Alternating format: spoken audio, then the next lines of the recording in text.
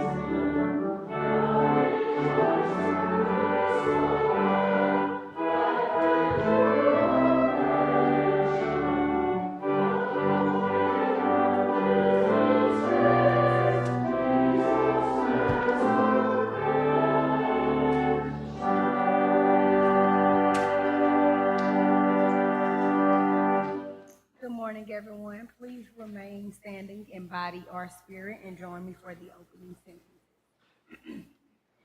In the beginning was God. In the beginning, the source of all that is. In the beginning, God's yearning, God moaning, God laboring, God giving birth, God rejoicing, and God loved what she made. And God said, "It is good." And God, knowing that all that is good is shared, held the earth tenderly in her arms. God yearned for a relationship. God longed to share the good earth, and humanity was born in the yearning of God. We were born to share the earth.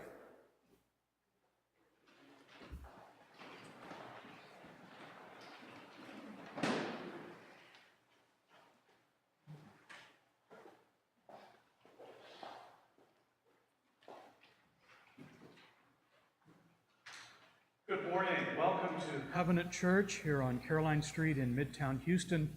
A special welcome to those of you who are joining us virtually today. It's good to have you with us. If you're seated in the sanctuary here on the end of an aisle, you'll find an envelope there. In that envelope are a couple of things. First of all, visitors cards, and then celebration and concern cards. You can take that envelope and pass it towards the middle aisle. If you're visiting with us today, please let us know that you're here so we may greet you a bit later. Fill out one of the visitors cards, and if you have any prayer requests that you'd like to share, any celebration and concerns, please note those on the celebration and concern card. Then please place them in the offertory plate a bit later on in the service today. If you're joining us virtually and you're visiting, please let us know that via an email. And or if you have any prayer requests you'd like to share, joys or concerns, please let us know that via email as well. Our email address is office@covenanthouston.org. That's office@covenanthouston, one word, office@covenanthouston.org. Thank you, and welcome again.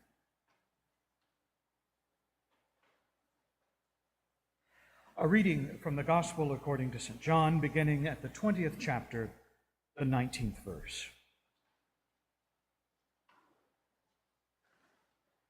When it was evening on that day, the first day of the week, and the doors of the house where the disciples had met were locked for fear of the Jews, Jesus came and stood among them and said, "Peace be with you." After he said this, he showed them his hands and his side. And the disciples rejoiced when they saw the Lord. Jesus said to them again, "Peace be with you. And as the Father has sent me, so I send you." When he had said this, he breathed on them and said to them, "Receive the Holy Spirit. If you forgive the sins of any, they are forgiven them. If you retain the sins of any, they are retained."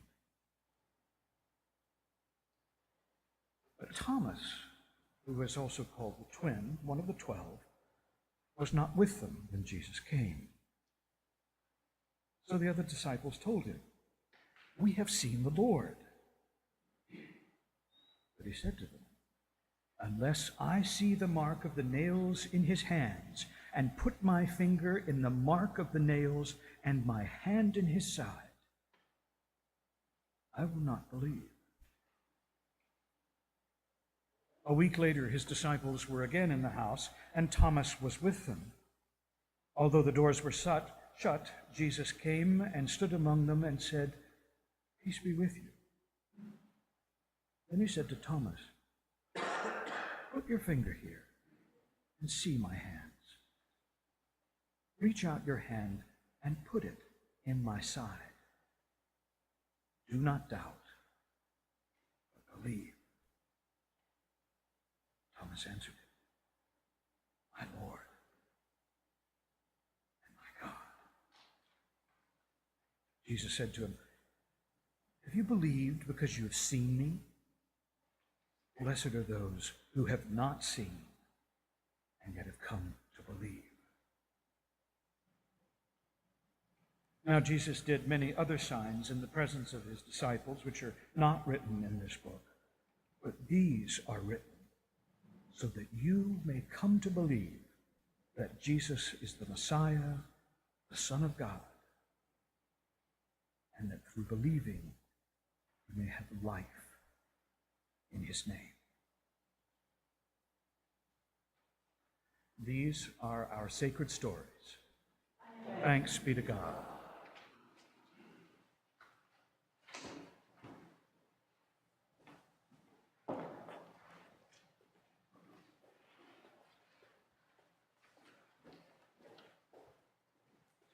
This is the time for children of all ages.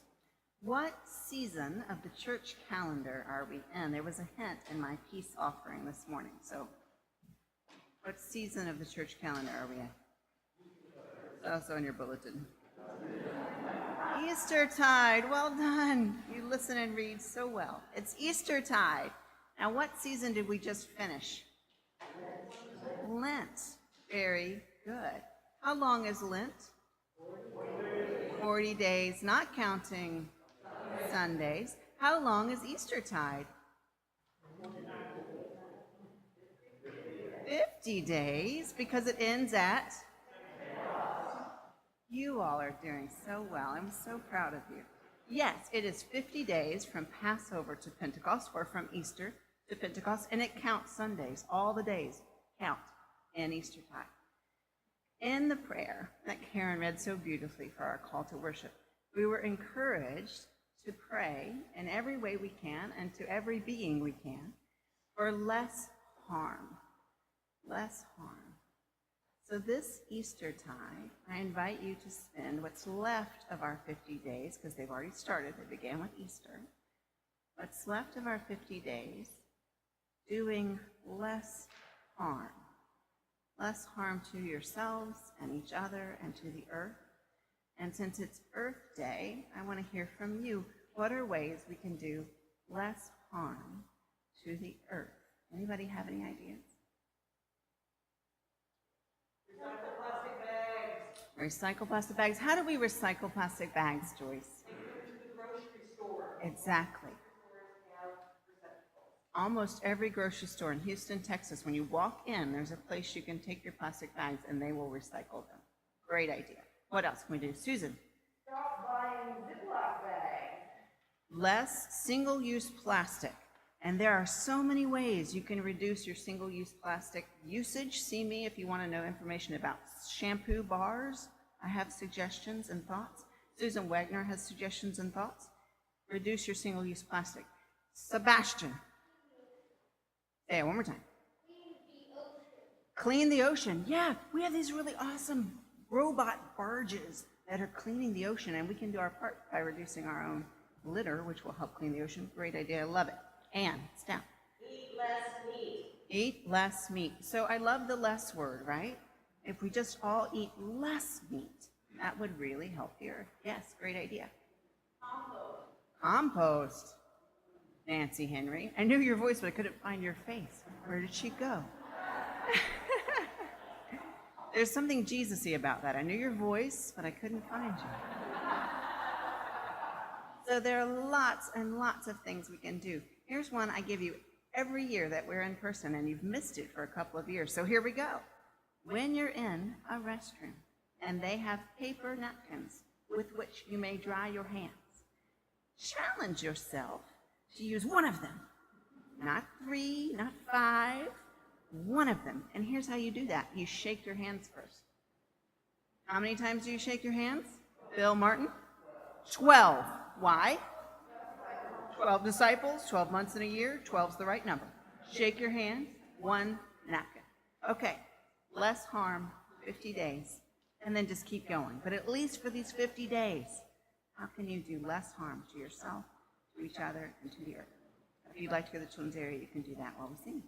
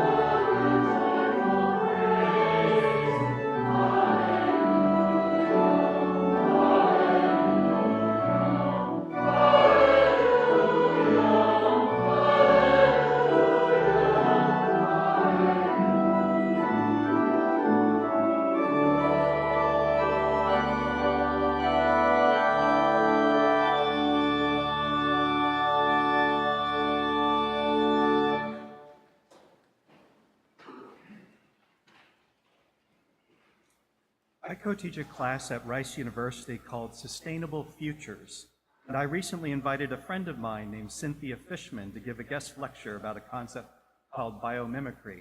It's appropriate, her last name is Fishman. You'll see that in a moment. Biomimicry is when we mimic or copy nature, or when we get ideas from nature to design something.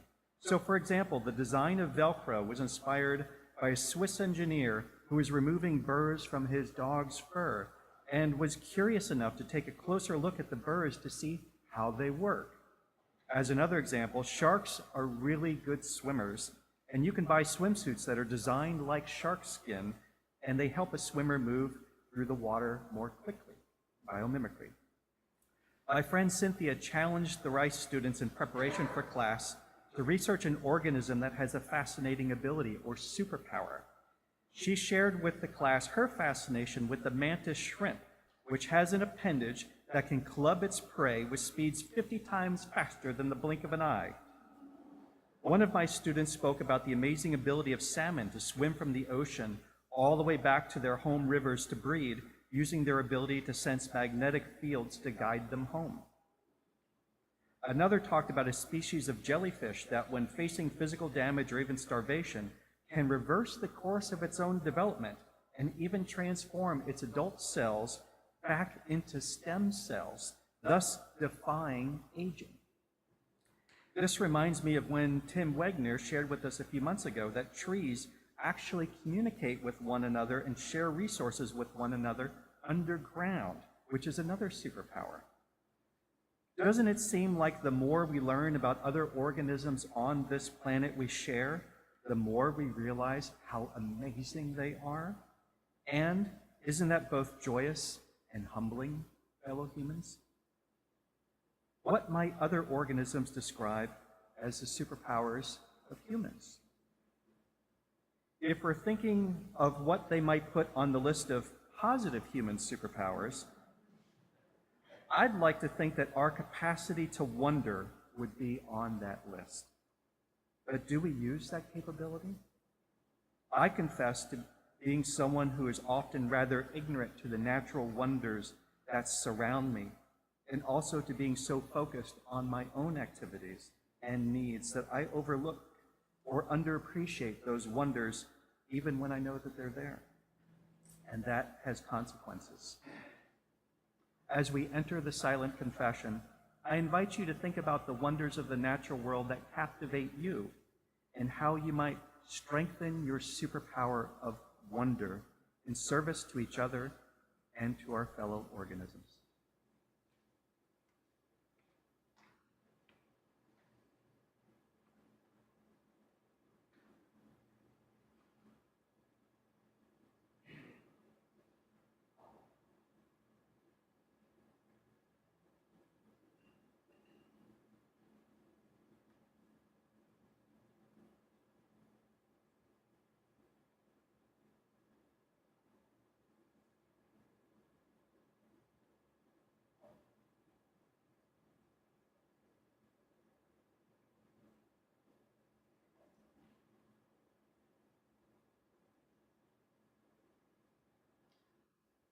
Friends, will you please join me in the unison confession?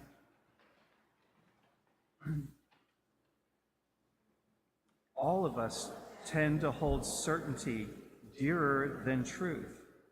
We want to learn only what we already know. We want to become only what we already are.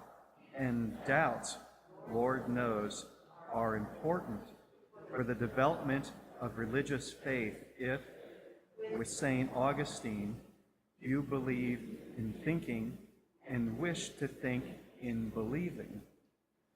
But if doubts are important, wonder is all important. None of us scoffs at the stars, nor do we sneer at sunsets. Yet we depreciate so much else. It seems almost inevitable that as civilization advances, the sense of wonder declines. We forget that both the tree of life and the tree of knowledge are deeply rooted in the soil of mystery. Another one of our superpowers would be our ability to consciously choose to resurrect damaged ecosystems and to choose to protect and restore threatened and endangered organisms. We already know how to do this. And we know how to make our air and water and land cleaner for all. It's a superpower of ours, but it's also a choice.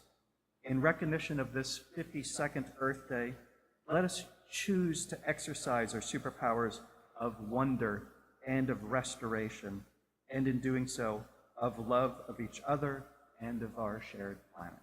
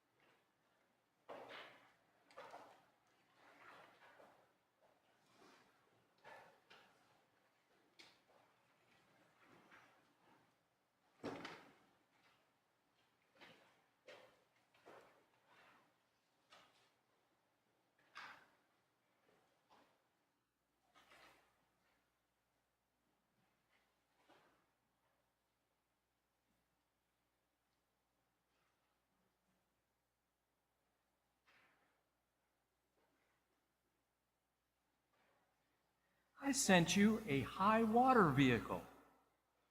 I sent you a boat. I even sent you a helicopter. Those are the punchlines from the old joke about the pious soul who arrived at the pearly gates, wet, perplexed, and distressed. It seems that heavenly intervention had failed to make an appearance as the flood waters rose. Only an unmiraculous collection of monster truck-driving, bass-fishing, National Guard volunteering neighbors showed up. It's the classic cautionary tale of snatching defeat from the jaws of victory. You can't experience victory if you don't accept it. Today is the Sunday after Easter, the first Sunday of the church season of Eastertide. It's the part of Easter that gives us the opportunity to reflect on the Easter themes of resurrection and renewal, and to center them on our own experience. This year, due to the fortuitous convergence of the solar and lunar calendars, the Sunday after Easter is also Earth Day Sunday, a day that invites us to further center our understanding of resurrection and renewal on the place we call home. That's why we've decorated our worship space today with flowers and clippings and produce from our food garden. They are literal representations of resurrection and renewal. Renewal we continue to celebrate even as our own metaphorical floodwaters continue to rise. Renewal we continue to celebrate even as hypersonic missiles crash into maternity hospitals, even as black men continue to die because their vehicle license plate does not match its registration, even as atmospheric carbon levels mount, even as our Texas governor buses the stranger to Washington, D.C., even as we too cry out for heavenly intervention, or at least a high water vehicle or a boat or a helicopter. Last week, we heard the Easter fanfares. We acknowledged Easter's universal victory over death. So, on this week after Easter / Earth Day Sunday, here are the questions that we must ask ourselves. How will we know that Easter victory when we encounter it in our own experience? And will we accept it when it shows up in the place we call home? Maybe we can learn something from today's sacred story that Chris just read. It's no wonder that the Easter story is called the Easter Passion. We love to focus on those parts of the narrative that are the emotional equivalents of an exciting basketball game. A heavily favored empire stunned at the buzzer by a giant rock unaccountably rolled away, an empty tomb, the dropped jaw of a shocked Roman soldier. But in the scenes presented by our gospel correspondent John, we don't see much excitement at all. On the contrary, we find those closest to Jesus frozen in a state of fear, huddled together, doors locked. Yes, something miraculous appears to have happened, but the backlash will surely be severe. Better to keep our heads down. And then, drama returns. Victory shows up. Jesus is standing among them. Resurrection and renewal have come to their personal experience in the place they are calling home. The only thing that can deny them this victory is if they do not accept it, which Thomas tries to do. Just as the referees are about to certify the score, Thomas demands an official review. He needs to see the nail marks and the spear wound. So, Jesus extends his hands and opens his cloak. Thomas sees the literal evidence he has demanded and exclaims, "My Lord and my God." Evidence offered, proof accepted, victory preserved. But that's not the end of the story. Jesus chooses to issue a lessons learned report. Because you have seen me, you have believed, Jesus tells Thomas. Blessed are those who have not seen and yet believe. At this point, I must concede that theologians far more learned than me have analyzed this statement. They note that Jesus made a similar point in congratulating his cousin John, the Baptist, for believing in Jesus' miracles, even when John was in prison and couldn't see them. They also point out that most of us have been born since that awkward moment with Thomas, and therefore have no ability to see the physical evidence. Having said that, I believe that this sacred story is also pointing directly at Thomas, as well as all of us who would weigh Easter against worldly standards of evidence. I think that Jesus is telling those timid disciples, if your standard of proof is what you have seen, you should never have been huddled in this room in the first place. Did you not see me when I healed the sick? Did you not see me when I declared the poor to be first and the rich to be last? Were you not with me when John, not to mention legions of evil spirits, declared me to be the Messiah? Blessed are those who believe that I have changed the world, even if worldly evidence suggests otherwise. The reason I keep making these points about rescue and victory and not relying on conventional standards of evidence is Earth Day. Let's face it, the real message of Earth Day 2022, maybe the only message, is that we are in definite need of rescue. The good news, I will say once more, is that we have acknowledged the universal victory of life over death. The questions, I repeat, are, will we know that victory when we see it, and will we accept it when it shows up? The observation of Earth Day began on April 22nd, 1970, here in the United States with bipartisan political support. That date was chosen to take advantage of one of the most powerful advocacy tools that had emerged during the Vietnam War, the college teach-in. April 22nd is right in the middle of campus rally and demonstration season. Today, Earth Day is observed worldwide. The Paris Climate Accords were signed on April 22nd, 2016. I remember the first Earth Day because I was fortunate enough to have a high school teacher who structured several class periods as an Earth Day teach-in. Among my memories from that 1970 Earth Day were pictures from the 1969 Santa Barbara oil spill, chemical waste pits in a region of New York that would later become known to us as Love Canal, and fires in Cleveland on the Cuyahoga River. In a twist of historical irony, the drama of NASA's Apollo 13 mission had just concluded the week before. That's when we first heard the iconic phrase that has since become so applicable to Earth Day. Houston, we have a problem. But also prominent during that first Earth Day was one of the most hopeful images anyone has ever seen, then or since. A famous picture of Earth as a beautiful blue ball, first captured by Apollo astronauts in 1968. Through that image, our Earth became almost universally recognized as an ark, as the only home we have.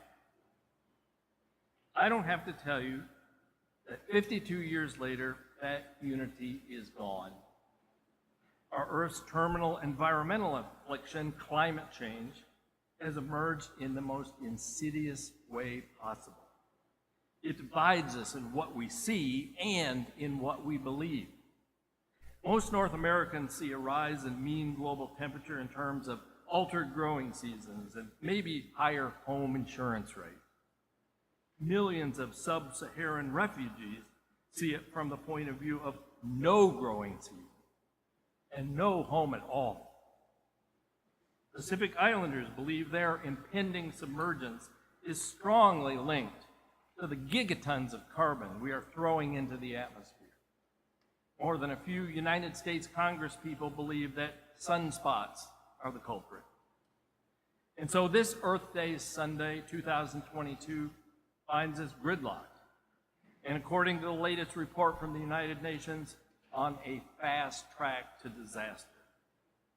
Even in my most fervent proclaiming moments, I cannot tell you otherwise. But here is what I can proclaim. There are high water vehicles and boats and helicopters in plain sight. They are not technical or political or economic, so many will not recognize them. They are the very things that got Jesus killed, so many more will not accept them. But remember, Jesus was killed precisely because those things did change the world. As he told Thomas, "Blessed are those who believe in the victory of the new world I have shown you, even when the evidence suggests otherwise." And so, revisiting the old joke one more time, here are 3 more "I sent you" punchlines, this time from the field of eco-theology. Eco-theology is basically the study of how we center Easter on our planet. Please know that these pithy statements come from the serious scholarly work of others. If you like, I can direct you to my source materials.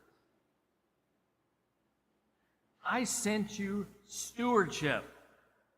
Stewardship is an explicit expectation of my Genesis pronouncement, where I granted you dominion over the earth.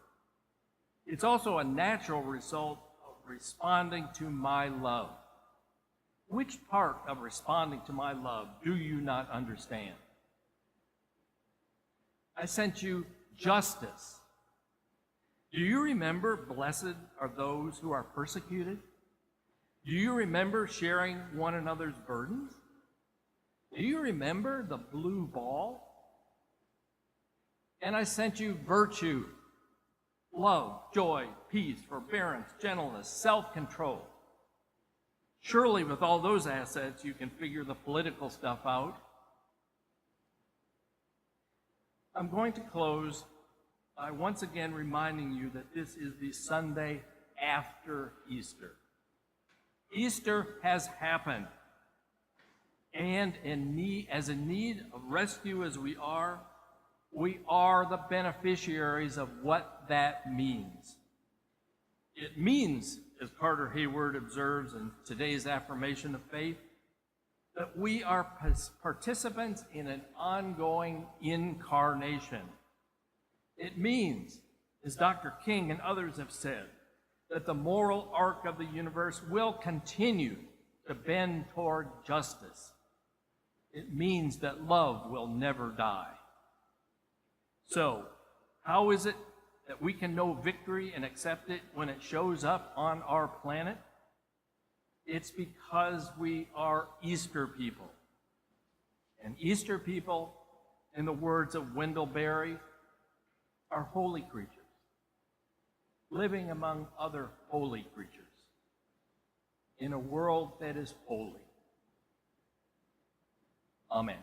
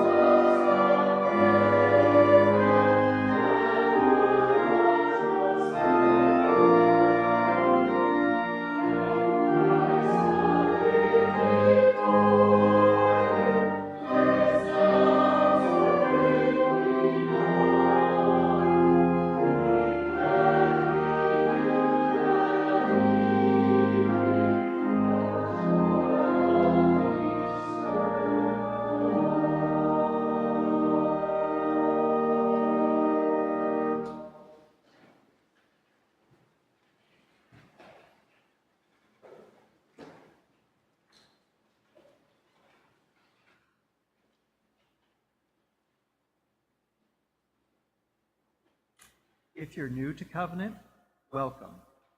If you'd like to learn more about Covenant, please speak with one of our worship leaders, anyone with a name tag, or really anyone here. If you're regular, whether online or in person, it's a delight to be with you again. It can be scary to enter a church for the first time. When my family was looking for a new church in 2019 and early 2020, we stepped foot in about 10 different houses of worship. There were times in which we were ignored, which to some extent as an introvert appealed to me. There were times when we were greeted warmly, which as someone seeking community was something that I knew I should appreciate, even though I had to step outside of my comfort zone. And then there were times in which we felt like we were frankly being feasted upon. Thankfully, with Covenant, the greeting was warm but not carnivorous. And not surprisingly, Laura's sermon was wonderful and thoughtful, and the entire service was beautifully curated. The choir sounded terrific. So Covenant made our short list for a return visit. On that second visit to Covenant, Laura was absent, and instead of the usual proclamation, several members of the congregation spoke quite movingly about significant moments in their own spiritual journeys. Having come from the Catholic Church, this was a bit of a shock for us. The idea that the laity could be trusted to share with each other about matters of faith and doubt and explore profound questions from the pulpit blew my mind. As Catholics, we were passive listeners. At Covenant, we could be active participants and inquirers. We were sold. We joined just after the start of the pandemic, and 2 years later, we look back wondering, why did it take us so long to find Covenant? But we're glad that we did. So if you're here for the first time, or the second time, or are still otherwise auditioning Covenant, know that the memories of trying out a new church are still fresh in my mind, and I can appreciate some of the feelings and questions that you might have. I'd be happy to speak with you when and if you are ready, as would anyone else here, but what we will not do is make you feel like you're being encircled by a ravenous pack. If you're at the stage where you are wondering about the possibility of joining Covenant, I invite you to participate in the Inquirers class. This class explores the history, worship practices, and structure of Covenant. After completing the class, participants are invited to join the congregation. The class will start meeting next Sunday, May the 1st, from 9:30 to 10:30 a.m. here at Covenant. It will run for 5 weeks. So please contact my spouse, Lisa Spiro, Lisa, wave your hand, if you're interested in learning more about the class. Thank you for coming.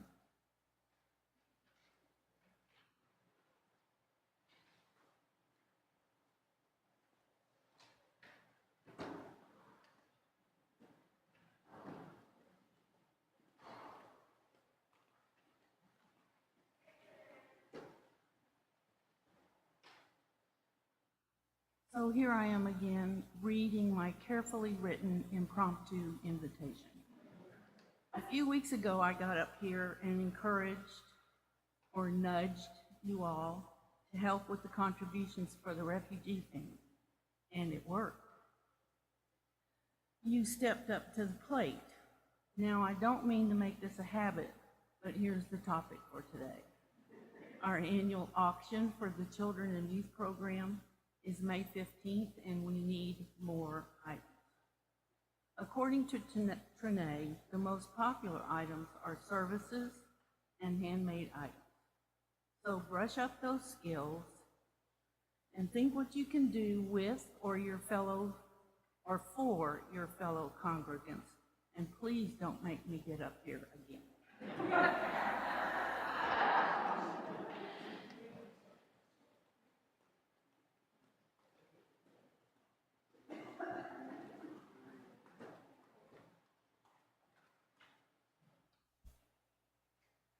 Please join me in prayer and meditation.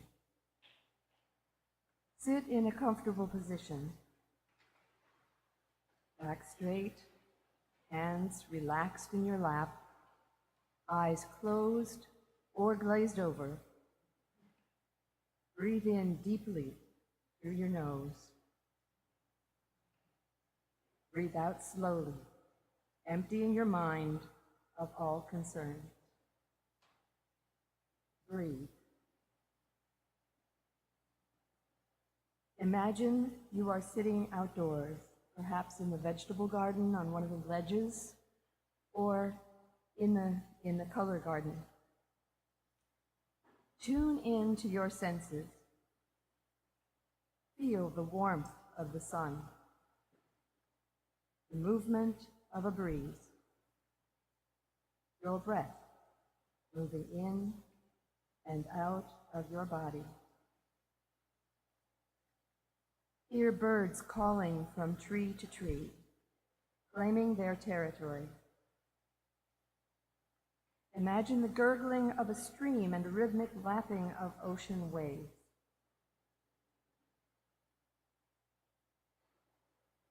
See spring plants growing, tendrils of pea plants clasping their trellis, pregnant pods enlarging, yellow blossoming tomato plants transforming into tiny fruits. Smell the citrus blossoms summoning bees. Thank you, Great Spirit, for this multi-dimensional planet with its intricate balances. Help us to mindfully play our part in nurturing these interdependencies for the sake of all generations, of all beings to come. Plants, animals, peoples, rocks, rivers, lakes, forests,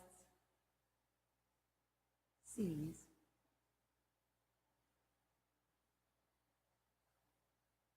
stretch us beyond the immediacies of the present and help us make wise decisions about our lives that will help to maintain this glorious web of life into many future generations.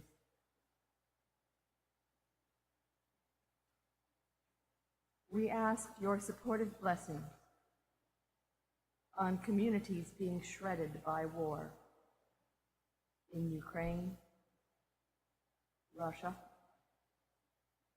Ethiopia, Congo,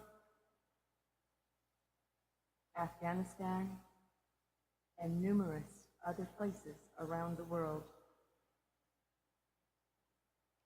Blessings on the Abdul-Jawad Achada family, our new refugee family, as they prepare to travel to America, intending to start a new life in Houston. On David Lee, as he recovers from shoulder surgery. On Moses Mason, as he will soon complete his law degree and move into a new profession. On Matt, Beverly Rogers' stepson, who is experiencing mystifying health problems. We celebrate with Janice and David Ramsey as they complete 50 wonderful years of marriage and give thanks for this community's support, both in the past and as they move into the future. We give thanks also for strangers who step up to give help in times of need. May we be ready to be those strangers.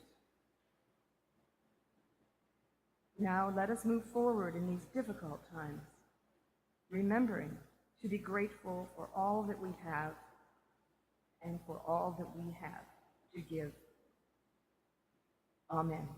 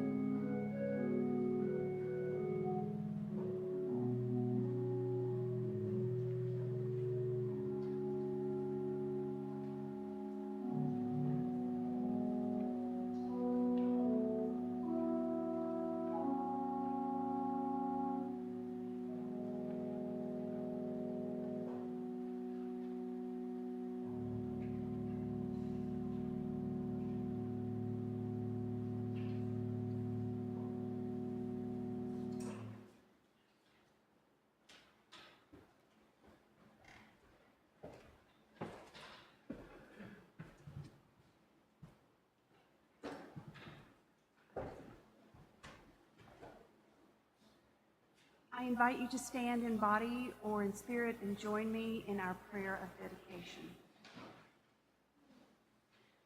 Jesus' death and resurrection becomes a pattern for our own spiritual evolution. As we die to all the old narratives, beliefs, and assumptions that keep us attached to our small, egotistical selves, we are raised into a larger, broader, and more encompassing self, an Easter self of cosmic proportions, motivated not by fear and mere survival, but by the prospect of being an agent of sacred, evolutionary intelligence, capable of being a source of new life and the presence of love that is always rising up in the service of life.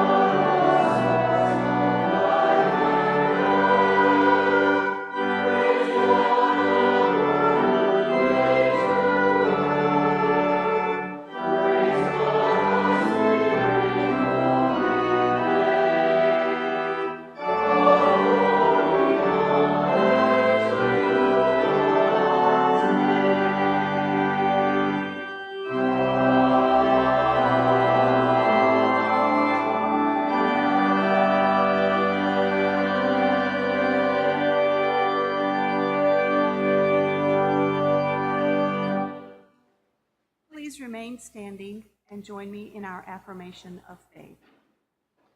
We touch this strength, our power, who we are in the world, when we are most fully in touch with one another and with the world. There is no doubt in my mind that in so doing, we are participants in ongoing incarnation, bringing God to life in the world. For God is nothing other than the eternally creative source of our relational power, our common strength, a God whose movement is to empower, bringing us into our own together, a God whose name in history is love, which is just, mutually empowering, and co-creative.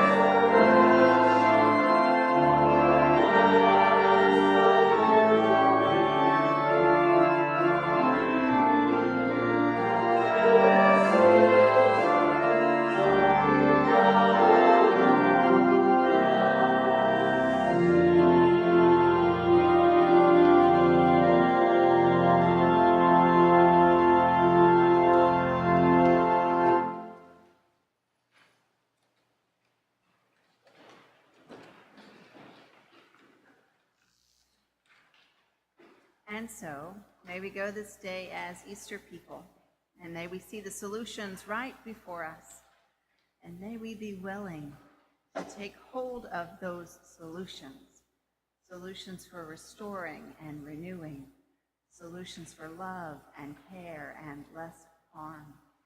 May we be Easter people on the earth each day. Amen.